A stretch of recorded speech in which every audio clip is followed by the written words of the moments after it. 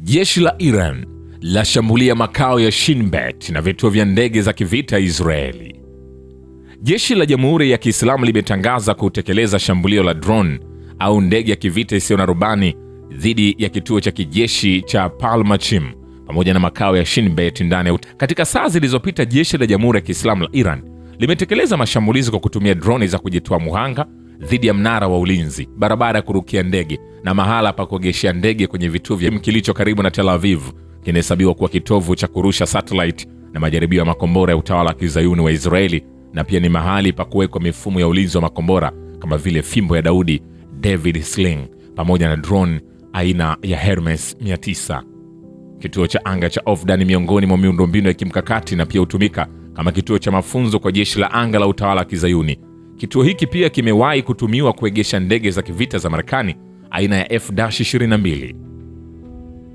Shirika la Shin Bet linachukuliwa kuwa kitovu cha operesheni za shirika la usalama wa ndani la utawala wa Kizayuni, likiwa na majukumu kama kuongoza operesheni za kiusalama, kuratibu ulinzi wa viongozi muhimu pamoja na kulinda miundombinu nyeti ya utawala huo. Vita hivi vya kulazimishwa vilivyoanza asubuhi ya tarehe 28 Februari 2026 sawa na Ramadhani ya 10 kufuatia shambulio la kigaidi la Marekani na Israeli dhidi ya Jamhuri ya Kiislamu ya Iran vinaendelea, huku adhabu dhidi ya wavamizi ikiendelea kubaki kwenye ajenda kuu ya vikosi vya ulinzi vya Iran. Vilevile Middle East Monitor inasema vita vya Iran huenda vikawa mwisho wa kisiasa wa Netanyahu. Tovuti Middle East Monitor imeandika kwenye makala uchambuzi kuhusu mashambulizi ya kichokozi ya Marekani na utawala wa Kizayuni wa Israeli, ikisema kuwa vita ambavyo Benjamin Netanyahu amejiandaa kwa ajili yake kwa miaka mingi yumkini vikapelekea kutengwa kisiasa na kuporomoka stratejia yake. Tovuti hiyo imeashiria itilafu za mielekeo kati ya Washington na Tel Aviv na kuandika, Donald Trump anafadhilisha kufikia mapatano na Iran na kuepuka mapigano mapana zaidi eneo la Asia Magharibi badala ya kuingia kwenye vita vya muda mrefu. Kwa mujibu wa uchambuzi wa Middle East Monitor, Trump hana nia ya kutuma majeshi ya nchi kavu ya Marekani huko Asia Magharibi au kuingia katika vita vya muda mrefu, na yumkini akajiondoa katika vita vya sasa baada ya kufikia mapatano ya aina fulani au kutangaza ushindi wa kisiasa, suala ambalo litaiweka Israeli katika nafasi ngumu sana.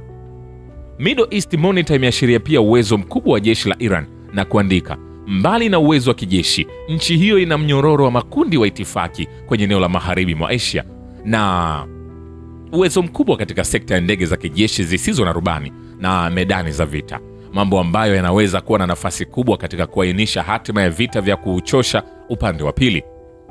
Uchambuzi huo unasema mazingira haya yanaweza kurefusha vita kwa Israeli na kuisababishia hasara kubwa, mambo ambayo kwa upande wake yatazidisha mashinikizo ya kisiasa na kiuchumi ya ndani ya utawala huo. Uchambuzi wa Middle East Monitor unamalizia kwa kusema, suala ambalo lilitarajiwa kusajiliwa kama mafanikio ya kistratejia Netanyahu, sasa kuna uwezekano mwishowe likawa mojawapo ya changamoto kubwa zaidi za kisiasa za kipindi chake na mwishowe kuwa mwisho wa uhai wake wa kisiasa. Vilevile, Rais wa taifa la Iran Masoud Pezeshkian ametangaza masharti kadhaa ya kuhitimisha vita vya kichokozi vilivyoanzishwa na Marekani na utawala wa Kizayuni dhidi ya Jamhuri ya Kiislamu, huku tawala mbili hizo za kigaidi zikiendelea kushambulia maeneo muhimu ya kiraia kama shule, hospitali, makazi ya watu na turathi za kihistoria za nchi hiyo. Katika ujumbe aliotuma kwenye mtandao wa kijamii wa X, Rais Pezeshkian amesema, katika mazungumzo yangu na viongozi wa Russia na Pakistan, nimesisitiza kujitolea kwa dhati Iran kwa amani ya eneo. Dr. Pezeshkian amesisitiza kuwa njia pekee ya kuhitimisha vita hivi vilivyowashwa na utawala wa Kizayuni na Marekani ni kutambuliwa haki halali za Iran, kulipwa fidia na kupewa dhamana madhubuti ya kimataifa ya kutovamia tena Iran katika siku zijazo. Rais wa Iran amesambaza ujumbe huo baada ya kufanya mazungumzo ya simu na Rais Vladimir Putin wa Russia na Waziri Mkuu wa Pakistan Shehbaz Sharif, ambapo amejadili hali ya mambo kwenye eneo la mahusiano ya pande mbili. Wakati huo huo, Mufti mkuu wa Russia ambaye pia ni mkuu wa idara ya masuala ya kidini ya Waislamu wa shirikisho la Russia ametuma ujumbe akimpongeza Ayatollah Said Mojtaba Khamenei kwa kuchaguliwa kuwa kiongozi mpya wa mapinduzi ya Kiislamu. Sheikh Ravil Gaituddin ameandika kwenye ujumbe huo kwamba kwa niaba ya idara ya masuala ya kidini ya Waislamu wa shirikisho la Russia, jamii ya Waislamu milioni 25 ya nchi hii, na mimi mwenyewe ninakupongeza kwa kuchaguliwa katika nafasi ya kiongozi mkuu wa Jamhuri ya Kiislamu ya Iran, na ninamwomba Mwenyezi Mungu akuwezeshe kubeba bendera ya Iran huru kwa heshima na ustahili na kuliongoza vyema taifa ndugu katika nchi hiyo. Hayo yakiendelea, seneta wa Marekani akiri hatutafikia malengo yetu yoyote katika vita na Iran. Chris Murphy, seneta wa chama cha Democratic nchini Marekani, kufuatia kikao cha faragha na maafisa wa utawala wa Rais Donald Trump kuhusu uvamizi wa kijeshi dhidi ya Iran, amekosoa mtazamo wa utawala huo na kusema hatutafikia malengo yoyote tuliyotangaza katika vita dhidi ya Iran. Amesema imethibitika wazi kwamba vita hivi ni vya kuchanganyikiwa kabisa, masifa ya serikali na wala havina mipangilio inayofaa. Amesema ni dhahiri kwamba utawala wa Trump hautafikia malengo yoyote yaliyotangazwa rasmi. Tayari tulijua kuwa mashambulizi ya anga ya Marekani hayataweza kuharibu mipango ya nyuklia ya Iran. Seneta huyo wa Connecticut ameendelea kusema utawala wa Trump umethibitisha kwamba mabadiliko ya serikali hayamo katika mipango pia. Kwa hivyo mamia ya mabilioni ya dola za kodi za Wamarekani zitatumika na Wamarekani wengi watauawa. Wakati hayo yanashika hatamu, kamanda mkuu wa jeshi la Jamhuri ya Kiislamu ya Iran amesema vijana wa ardhi hiyo takatifu watalinda heshima ya Iran kwa nguvu na azma hadi tone la mwisho la damu. Meja Jenerali Amiri Hatami, kamanda mkuu wa jeshi la Jamhuri ya Kiislamu ya Iran, amebainisha kwamba wana wa taifa hili wataendelea kulinda na kutetea ngome za heshima na utu wa Kiislamu wa Iran kwa ujasiri, nguvu na kujitolea kamili.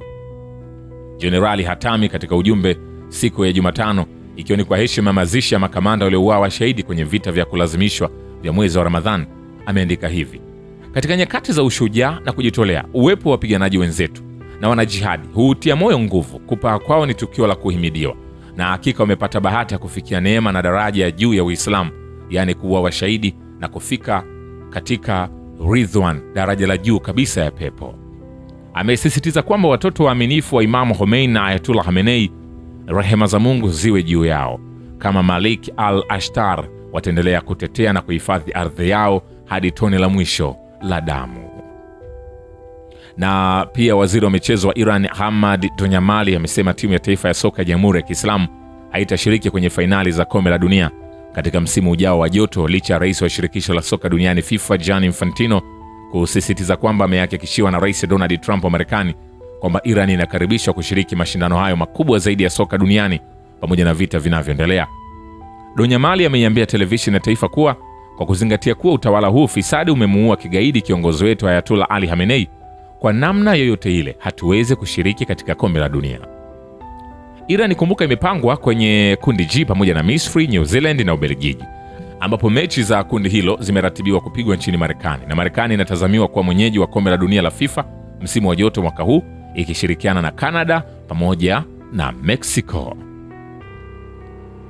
Hayo yakiendelea, Korea Kaskazini kwa bwana Kim Jong Un, bwana kiduku, imempongeza Ayatollah Said Mujtaba Khamenei kwa kuchaguliwa kwake kwa kiongozi wa mapinduzi ya Kiislamu ya Iran. Shirika la habari la serikali ya Korea Kaskazini imetangaza kuwa Pyongyang inaunga mkono rasmi uchaguzi wa Ayatollah Said Mujtaba Khamenei kwa kiongozi muadhamu wa Iran, na inakemea vikali uvamizi wa Marekani na utawala wa Kizayuni dhidi ya taifa hilo la Kiislamu. Wizara ya mambo ya nje ya Korea Kaskazini pia imetoa tamko kukemea hatua za kikatili za Marekani na utawala wa Kizayuni pamoja na mashambulizi yasiyo halali dhidi ya Iran. Korea Kaskazini imesema uchokozi huo dhidi ya Iran unavuruga amani na kuongeza hali ya kutokuwa na utulivu duniani. Korea Kaskazini imetangaza kuwa kutokana na mgogoro katika eneo la Asia Magharibi unaosababishwa na vitendo vya kichokozi vya Marekani, imefanya jaribio la kombora la kimkakati la cruise lililoundwa kwa ajili ya kuzamisha meli kivita. Kwingineko, waziri wa mambo ya nje wa Russia Sergei Lavrov kwenye mazungumzo ya simu na waziri wa mambo ya nje wa Iran Said Abbas Araghchi siku ya Jumanne amesisitiza kukemea uvamizi wa kijeshi unaotekelezwa na Marekani na utawala wa Kizayuni dhidi ya Iran.